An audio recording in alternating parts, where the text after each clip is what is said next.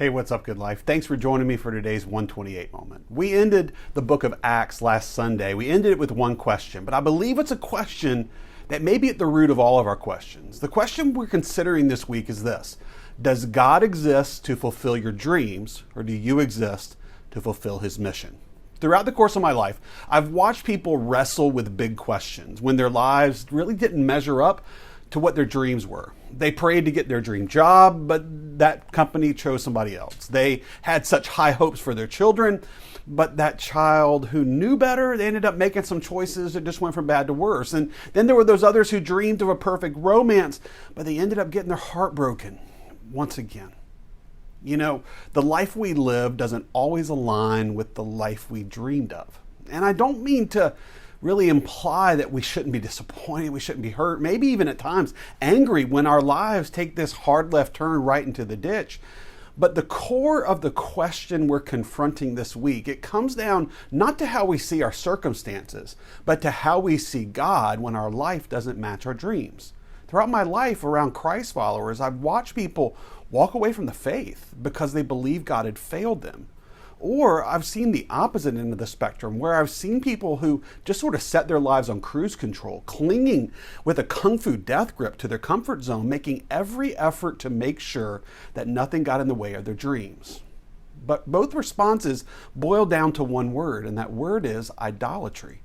Powerful evangelist by the name of Paul Washer, he puts it this way. He says, if you want to follow Jesus because he'll fix your marriage, if you want to follow Jesus because he'll give you a better life, that's idolatry. Follow Christ for the sake of Christ. He is worthy. So where, Good Life, do you stand on this week's question? What is God revealing to you? What is God confronting in you? Does your life look like Jesus is worth it?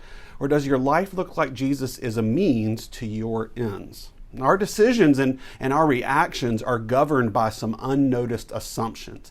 But what we value the most determines what we're willing to sacrifice, whether we're willing to sacrifice. Look at it this way. We'll endure losing one thing when our hearts are set on something greater. We'll skip, eating out to save up to pay off the car, to pay off the mortgage, to pay off the vacation, or to pay for the vacation because we think it's worth it. We'll give up on sleep to get that assignment done so we can finally finish our degree, or we'll endure losing just about anything as long as we believe the loss leads to something greater. Now, if we view Jesus as the greatest thing, then we'll endure the loss of anything if it means more of him. Remember what Paul said this weekend when we were looking at it, where he says, for me to live is Christ and to die is gain. And having lived a life where Christ was gain, Paul was able to say at the end of his life, I fought the good fight, I finished the race, I've kept the faith. Jesus was everything to Paul, and that meant everything in his life had to change as a result of Jesus. And if Jesus is supreme in our lives, then every lesser dream is going to die so that something greater can take its place. If Christ and his mission are our purpose in life, then every dream has to submit to his design. So our career, our relationships, our family, our health, our finances, our possessions, they all fall in line under the authority of Jesus, and they have to align with his call on our lives. Even the best thing in our lives can become idols. But if we'll put everything under the lordship of Christ and devote our lives to fulfilling his mission, then everything we think is loss actually becomes gain. And our career becomes about making Christ known. Our parenting becomes about making Christ known. Our finances are deployed to make Christ known. Our relationships center around making Christ known. Everything we are, everything we have, and everything we've ever dreamed only gets better when it's all about Jesus.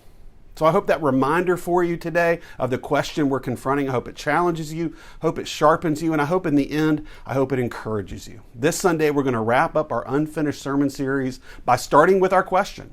And then we're going to look at some really practical and attainable ways that your life can align with God's mission starting right now. But all of it begins with confronting the question that may be at the root of all of our questions. Does God exist to fulfill your dreams, or do you exist to fulfill his mission? I love you guys, and I'll see you this Sunday, 9:30 and 11 at the church, or 11 online. Let's go be a people who will love enough.